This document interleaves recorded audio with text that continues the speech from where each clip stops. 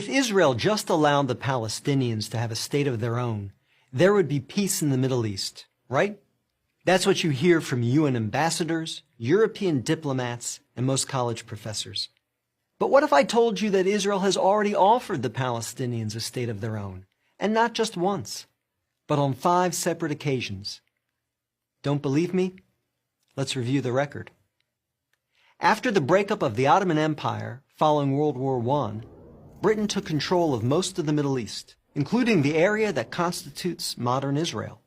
17 years later, in 1936, the Arabs rebelled against the British and against their Jewish neighbors.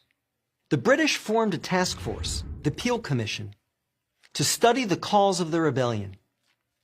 The commission concluded that the reason for the violence was that 2 peoples, Jews and Arabs, wanted to govern the same land. The answer, the Peel Commission concluded, would be to create 2 independent states, one for the Jews and one for the Arabs, a 2-state solution. The suggested split was heavily in favor of the Arabs. The British offered them 80% of the disputed territory, the Jews the remaining 20%.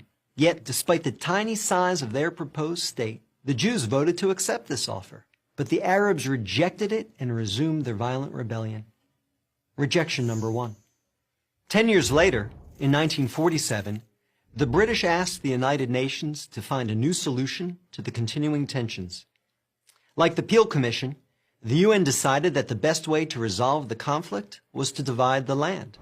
In November 1947, the UN voted to create 2 states. Again, the Jews accepted the offer, and again, the Arabs rejected it. Only this time, they did so by launching an all-out war. Rejection number 2. Jordan, Egypt, Iraq, Lebanon, and Syria joined the conflict. But they failed. Israel won the war and got on with the business of building a new nation. Most of the land set aside by the UN for an Arab state, the West Bank and East Jerusalem, became occupied territory, occupied not by Israel, but by Jordan.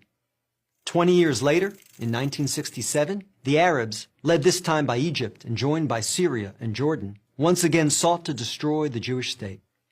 The 1967 conflict, known as the Six-Day War, ended in a stunning victory for Israel. Jerusalem and the West Bank, as well as the area known as the Gaza Strip, fell into Israel's hands.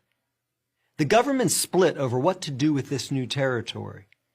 Half wanted to return the West Bank to Jordan and Gaza to Egypt in exchange for peace. The other half wanted to give it to the region's Arabs, who had begun referring to themselves as the Palestinians, in the hope that they would ultimately build their own state there. Neither initiative got very far. A few months later, the Arab League met in Sudan and issued its infamous 3 no's. No peace with Israel, no recognition of Israel, no negotiations with Israel.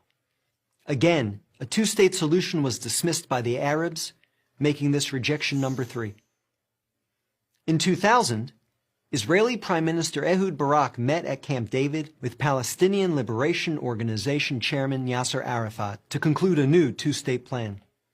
Barak offered Arafat a Palestinian state in all of Gaza and 94% of the West Bank, with East Jerusalem as its capital. But the Palestinian leader rejected the offer. In the words of U.S. President Bill Clinton, Arafat was here 14 days and said no to everything. Instead, the Palestinians launched a bloody wave of suicide bombings that killed over 1,000 Israelis and maimed thousands more, on buses, in wedding halls, and in pizza parlors. Rejection number 4. In 2008, Israel tried yet again. Prime Minister Ehud Olmert went even further than Ehud Barak had, expanding the peace offer to include additional land to sweeten the deal. Like his predecessor, the new Palestinian leader, Mahmoud Abbas, turned the deal down. Rejection number 5.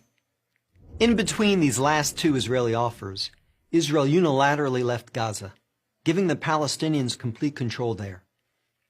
Instead of developing this territory for the good of its citizens, the Palestinians turned Gaza into a terrorist base from which they have fired thousands of rockets into Israel. Each time Israel has agreed to a Palestinian state, the Palestinians have rejected the offer, often violently.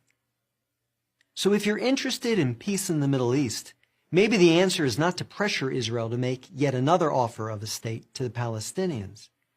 Maybe the answer is to pressure the Palestinians to finally accept the existence of a Jewish state.